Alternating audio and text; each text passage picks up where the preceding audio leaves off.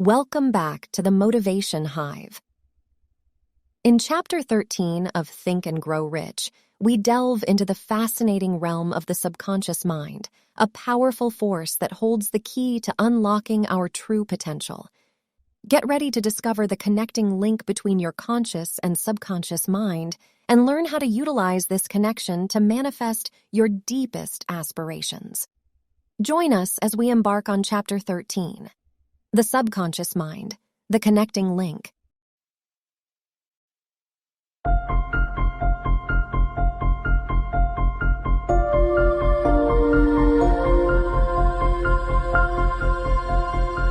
Success requires no explanations. Failure permits no alibis. Chapter 13. The subconscious mind. The connecting link. The 11th step toward riches.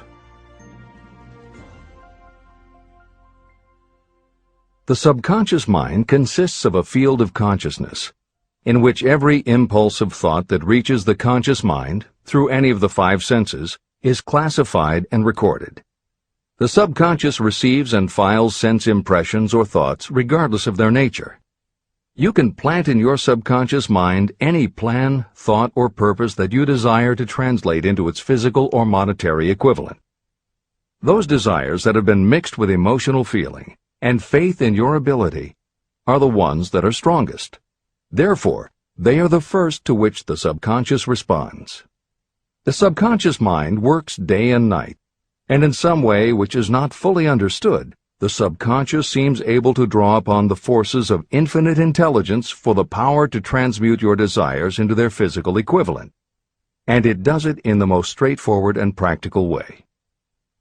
You cannot entirely control your subconscious mind, but you can hand over to it any plan, desire, or purpose that you wish transformed into concrete form. Refer again to the instructions for using the subconscious mind in Chapter 5, Autosuggestion. Editor's comments. In the chapter on autosuggestion, the four primary methods for planting and reinforcing suggestions in your subconscious are 1. The formulation and writing out of your desire. 2. The repetition of positive affirmations. 3. The creative visualization of your goal. And 4. By acting as though the goal is already yours. This is the end of the editor's comment. From my research, I have concluded that the subconscious mind is the connecting link between the finite mind of man and infinite intelligence. It is the intermediary through which you may draw upon the forces of infinite intelligence. From my research, I have concluded that the subconscious mind is the connecting link between the finite mind of man and infinite intelligence. It is the intermediary through which you may draw upon the forces of infinite intelligence.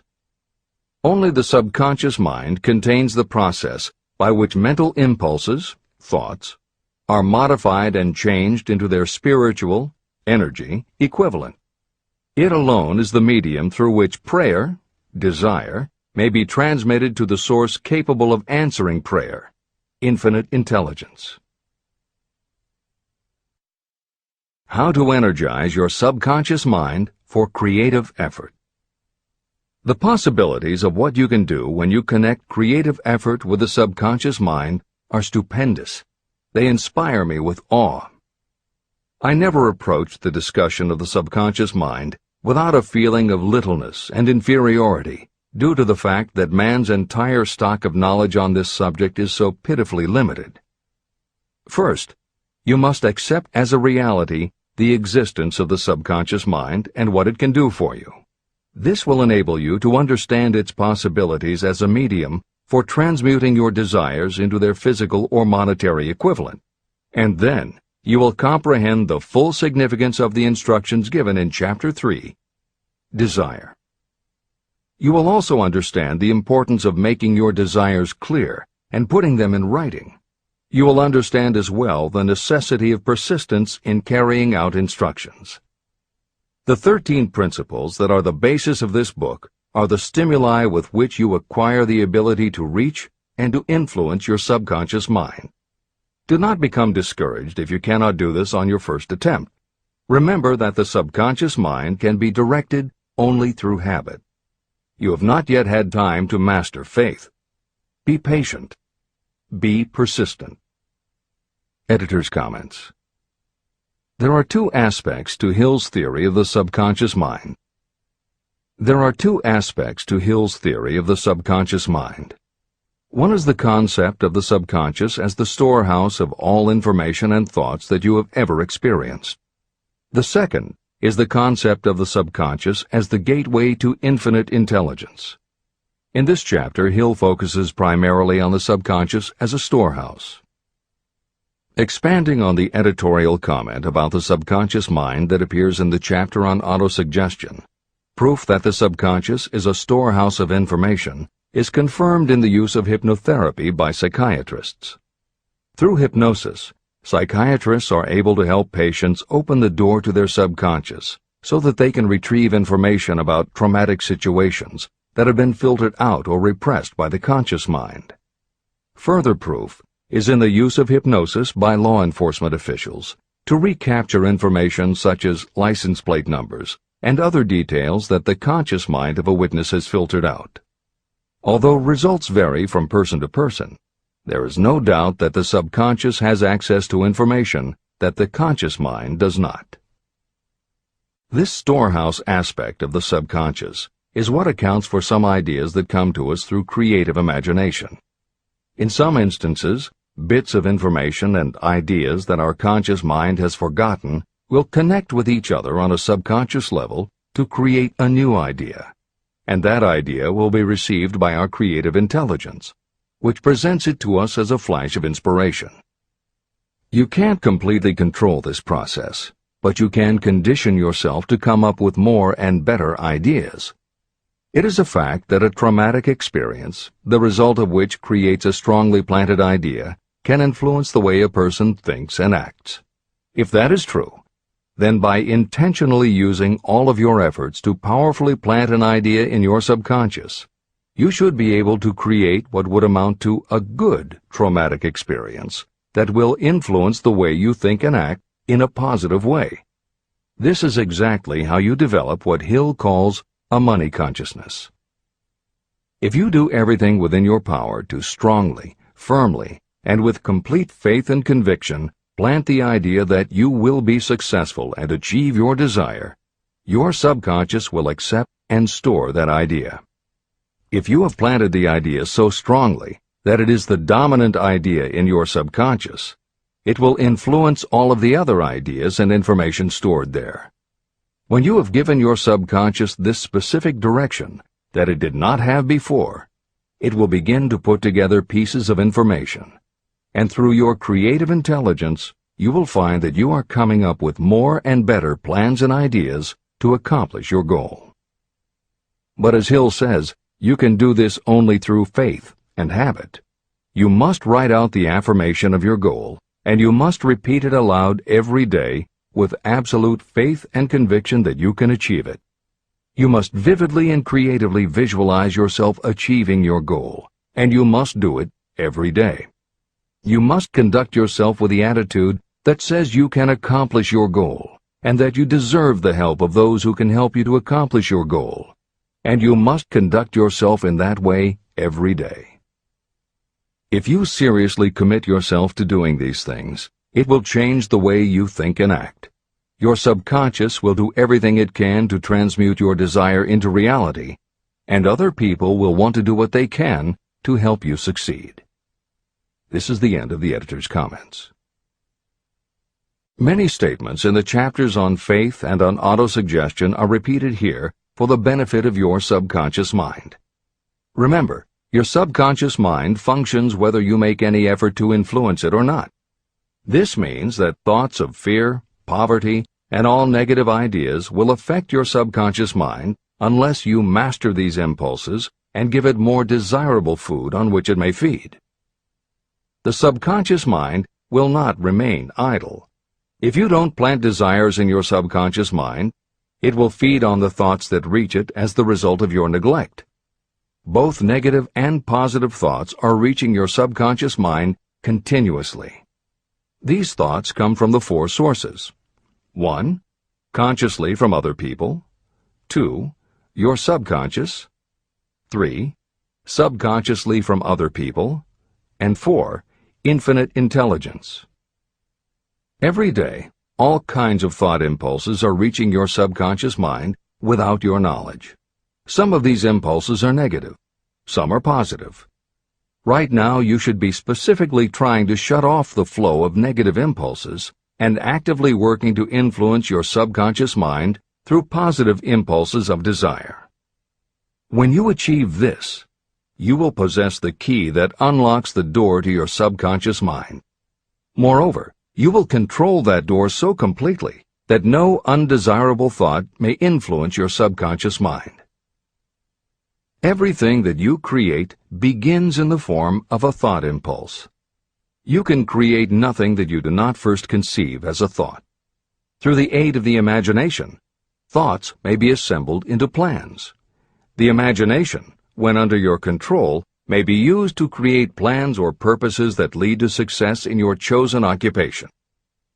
All thoughts that you want to turn into success and have planted in the subconscious mind must pass through the imagination and be mixed with faith, your faith in your own abilities. The mixing of faith with a plan or purpose intended for submission to the subconscious mind can only be done through the imagination.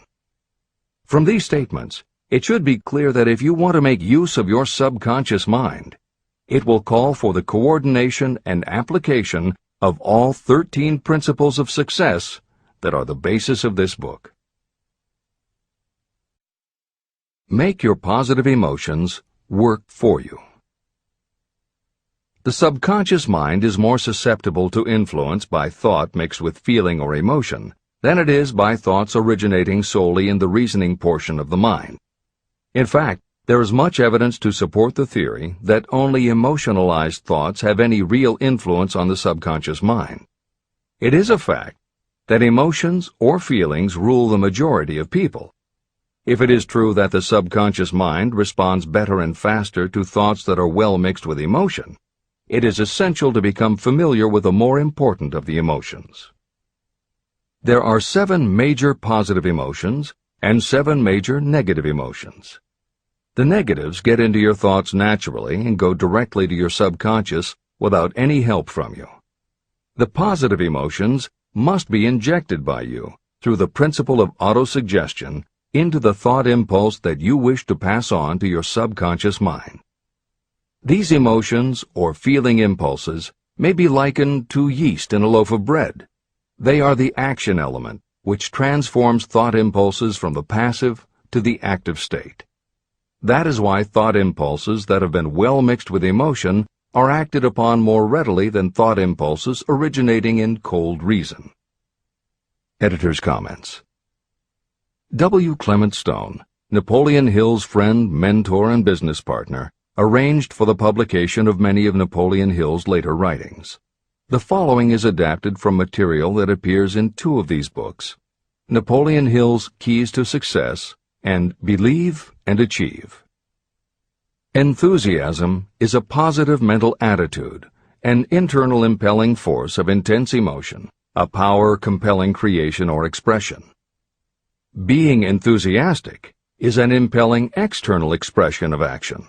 When you act enthusiastically, you accentuate the power of suggestion and autosuggestion.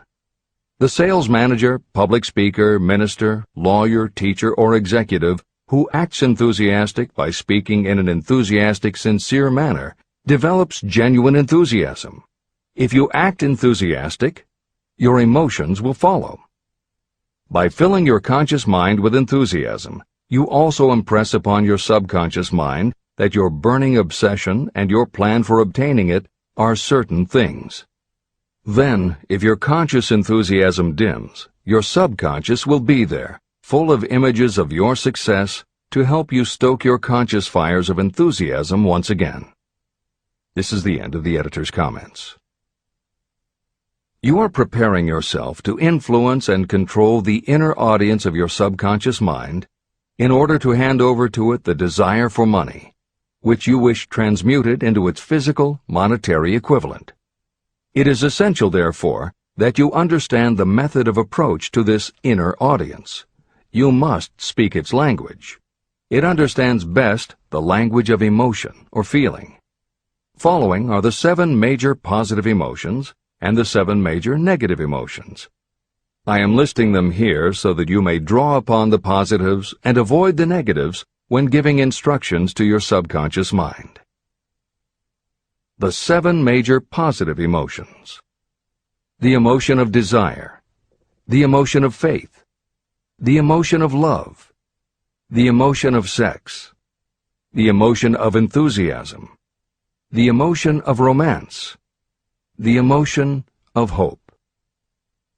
There are other positive emotions, but these are the 7 most powerful and the ones most commonly used in creative effort. Master these 7 emotions. They can be mastered only by use, and the other positive emotions will be at your command when you need them. Remember that you are studying a book that is intended to help you develop a money consciousness by filling your mind with positive emotions. The 7 major negative emotions to be avoided. The emotion of fear, the emotion of jealousy, the emotion of hatred, the emotion of revenge, the emotion of greed, the emotion of superstition, the emotion of anger.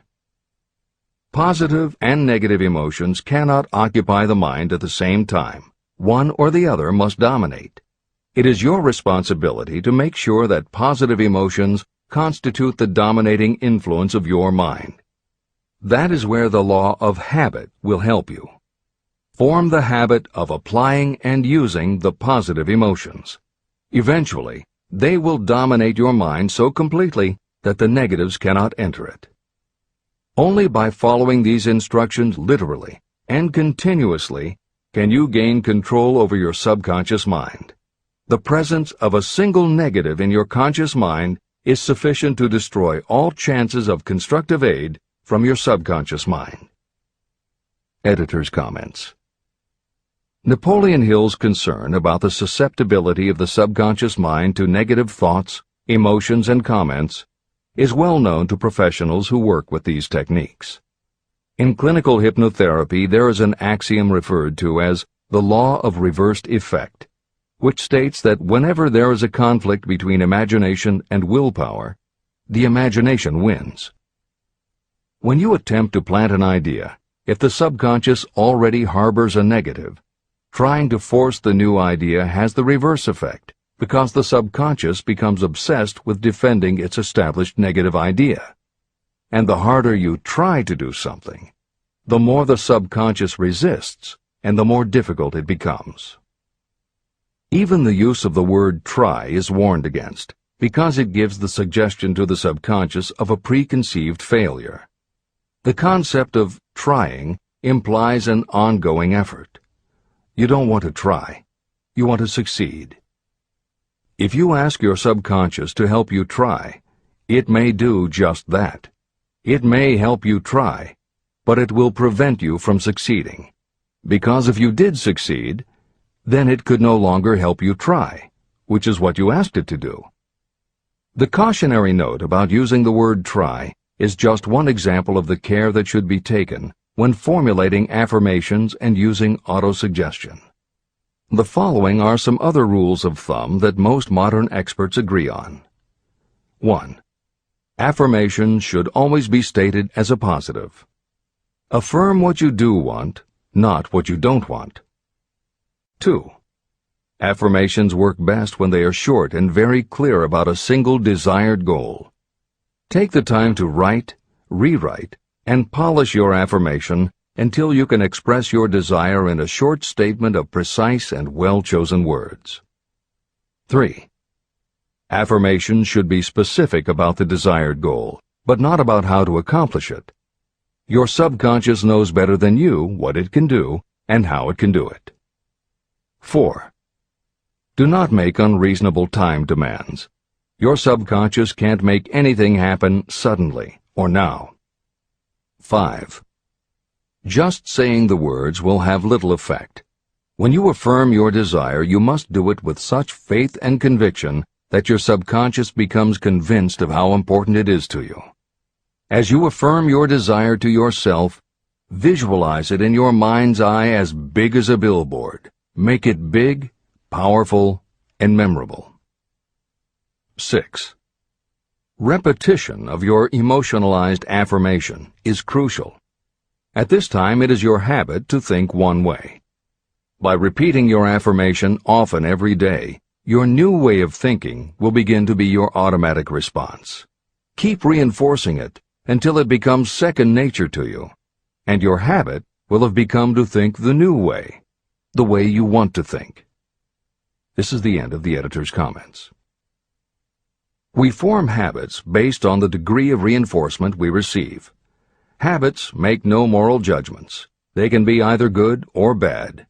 Both are formed through repetition. If we try something and like the results, we repeat the action. You can replace negative thoughts with positive ones. You can replace inaction with action, and you can form any habit you choose. Your thoughts are the only thing that you can completely control if you choose to do so. You can control your thoughts to control your habits. The secret of effective prayer.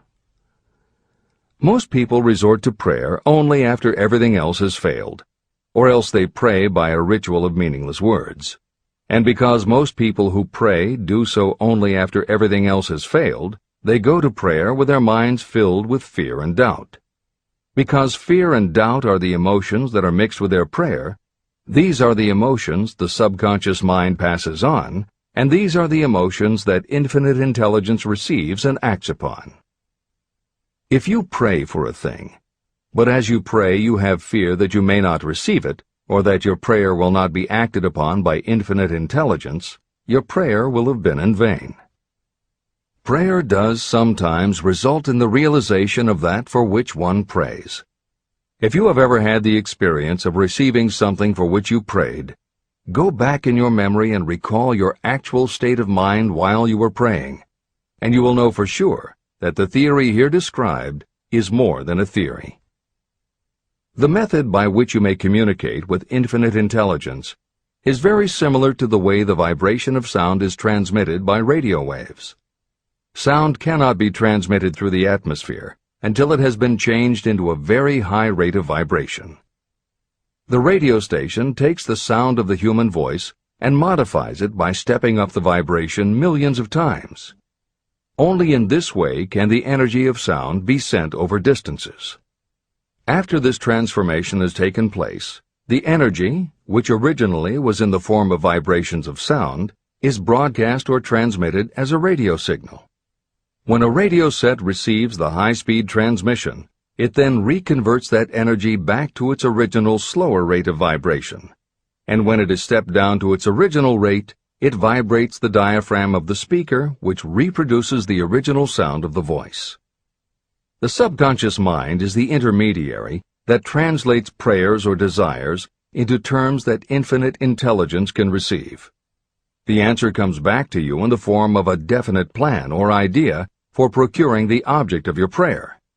When you understand this principle, you know why mere words read from a prayer book cannot serve as an agency of communication between the mind of man and infinite intelligence. There you have it. Chapter 13 of Think and Grow Rich, where we delved into the captivating realm of the subconscious mind and its role as the connecting link to our true potential. Remember the buzzworthy bite. Whatever the mind can conceive and believe, it can achieve. By harnessing the power of our subconscious, we have the ability to shape our thoughts, beliefs, and ultimately our reality. In the next chapter, we'll explore the fascinating workings of the brain as a broadcasting and receiving station for thought. Don't forget to like this video and subscribe to the Motivation Hive channel for more empowering content. Let's continue our journey of self-discovery and growth together.